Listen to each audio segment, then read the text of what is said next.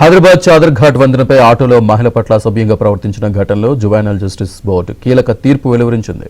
Minor నిందితుడికి నెల రోజుల సామాజిక సేవ చేయాలని ఆదేశించింది. గత ఏడాది నవంబర్ 7న రాత్రి చాదర్ ఘాట్ వంతెనపై వెళ్తున్న ఆటోలో ఈ ఘటన జరిగింది.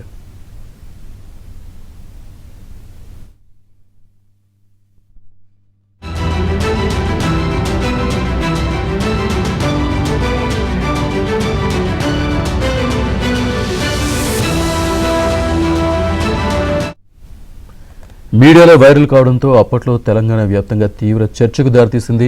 జువైనల్ జస్టిస్ బోర్డు ఆదేశాల ప్రకారం నిందితుడు నెల రోజుల పాటు రోజు ఉదయం 10 నుంచి మధ్యాహ్నం 2 గంటల వరకు జువైనల్ జస్టిస్ బోర్డు కార్యాలయంలో సామాజిక సేవ చేయాల్సి ఉంటుంది.